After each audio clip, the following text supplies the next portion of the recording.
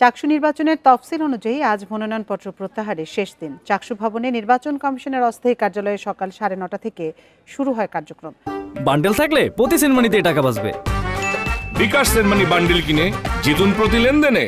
বিকেল 3:30 পর্যন্ত প্রার্থীরা মনোনয়নপত্র প্রত্যাহারের সুযোগ পাবেন। কেন্দ্রীয় সংসদ ও হল সংসদে মনোনয়নপত্র জমা দিয়েছেন 931 জন।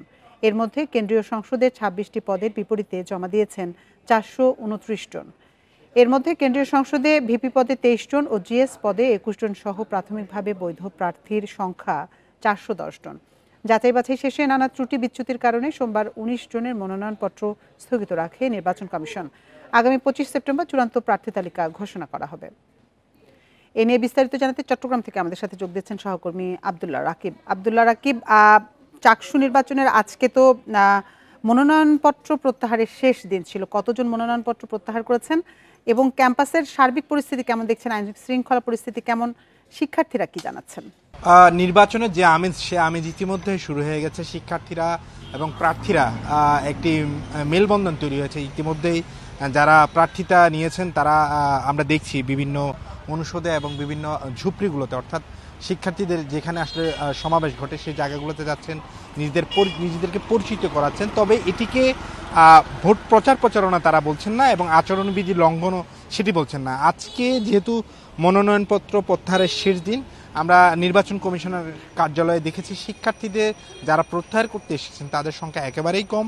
এখন পর্যন্ত আমাদের কাছে যে তথ্য রয়েছে, 3:30 পর্যন্ত যেহেতু মনোনয়নপত্র প্রত্যাহার হবে, এখন পর্যন্ত প্রায় 4 জন প্রার্থী তাদের প্রার্থিতা প্রত্যাহারের আবেদন করেছেন। এর মধ্যে কেন্দ্রীয় সংসদে 3 জন এবং হল সংসদে 1 জন। তবে ভিপি, জিএস বা এজিএস এই পদগুলোতে এখন পর্যন্ত কেউ এখনো মনোনয়নপত্র প্রত্যাহার করেননি। তবে প্রার্থীর সংখ্যা এই প্রতিটি পদেই, বিশেষ করে ভিপি, এজিএস, জিএস প্রতিটি পদে আসলে 20-এর অধিক। এবং যারা প্রার্থী তারাও আসলে ক্যাম্পাসে আছে, প্রচার তারা ঘুরছেন এবং নির্বাচন কমিশন কার্যালয়ে আসছেন তাদের প্রয়োজনীয় কাজগুলো করতে। একই সাথে শিক্ষার্থীদের সাথে পরিচিতি হওয়ার যে কাজ সেটিও তারা এগিয়ে নিচ্ছেন। যেহেতু সামনে পুজোর বন্ধ, সেহেতু তারা এই সুযোগটাকে আসলে কাজে লাগাতে যাচ্ছেন।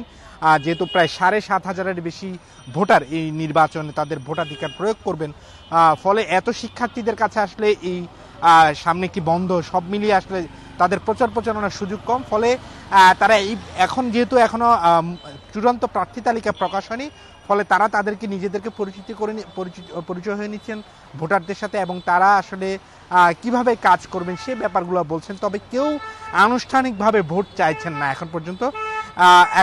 আমরা যে ক্যাম্পাসের যে সার্বিক পরিবেশ সেটি একেবারে সুষ্ঠু, স্বাভাবিক বলতে পারি এবং নিরাপত্তা পরিস্থিতি অত্যন্ত ভালো।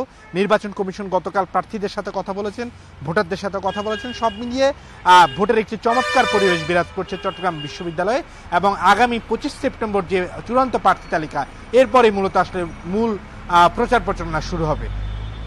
চাকসু নির্বাচনের সবশেষ তথ্য জানাচ্ছিলেন সহকর্মী আব্দুল্লাহ রাকিব।